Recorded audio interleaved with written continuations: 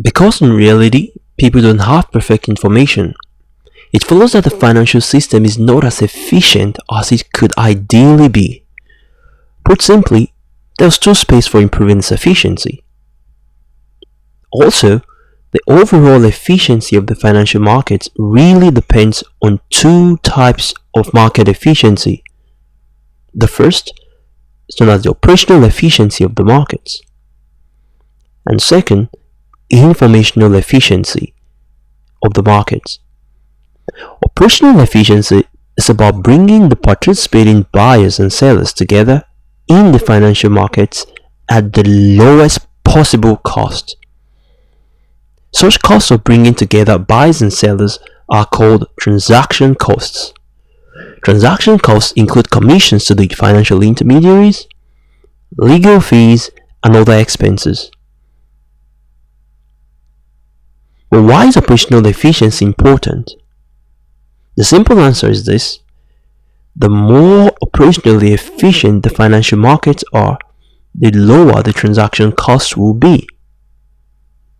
Because of that, more transactions will occur, prices of securities will be more stable and less volatile, and also the prices will more accurately reflect the knowledge and expectations of the investors.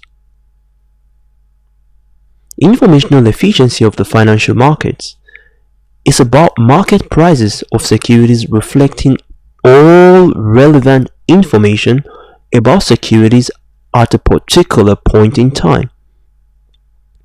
This idea is what is known as the efficient market hypothesis. This hypothesis suggests that in an ideal or perfect world, the prices of securities in the financial markets should reflect their true, or what is called, intrinsic value.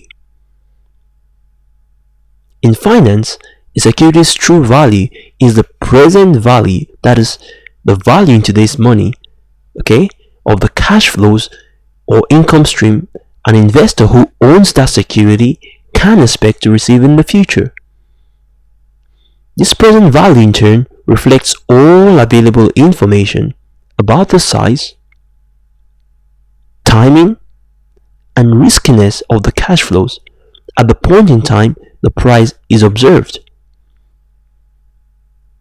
But as new information becomes available, investors adjust their cash flow estimates or income estimates, and through buying and selling or trading activity, the security prices is adjusted to reflect the new information. Prices get adjusted really quickly because many security analysts and investors are continually gathering and using information about securities to make trades with a goal to make profits. Markets that fit this description are called efficient markets. But in reality, are financial markets efficient? That is, do they actually fit this description? This remains a topic of keen debate and numerous practical researches in the academic world. However, it is more meaningful to think of informational efficiency of financial markets as being a spectrum or having varying degrees of efficiency under the efficient market hypothesis. Now, in this spectrum, there are 3 degrees of efficiency. Starting from the left end is the strong form of informational efficiency. The strong form of informational efficiency is the idea that all information, public or private, about a security is reflected in its price. But few people, if any at all, really believe that market prices of public securities reflect all available information. A good example would be inside or private information, which is widely considered to be not reflected in security prices. Now, under the strong form informational efficiency, it would be impossible for investors using private information to make unfair profits, since such information would already be priced in, somehow.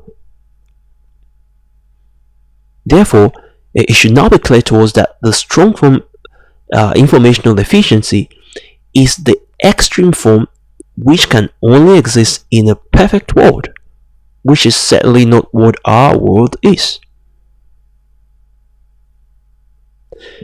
Next, in the middle, is a semi-strong form of informational efficiency.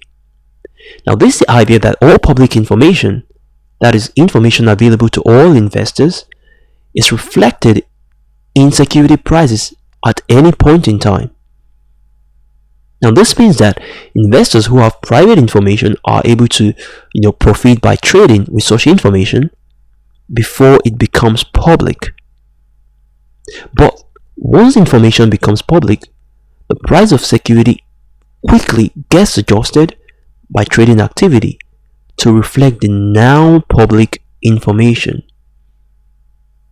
This form of market information efficiency is more reasonable, practical, and representative of the real world, especially in financial markets of developed countries like the United States of America, Britain, and Germany, among others.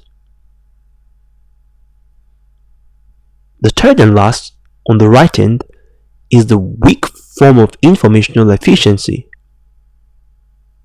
The idea of the weak form is that all information contained in past prices of a security is already reflected in current prices, but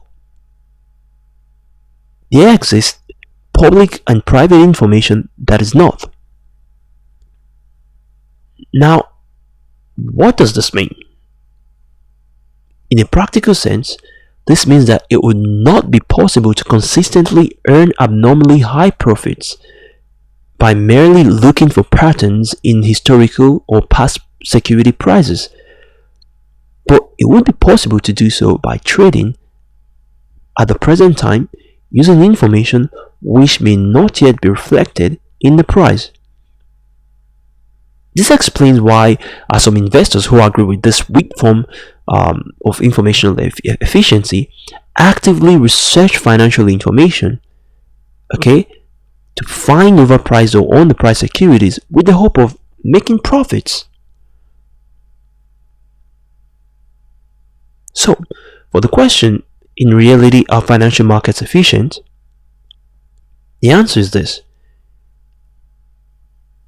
they are not perfectly efficient.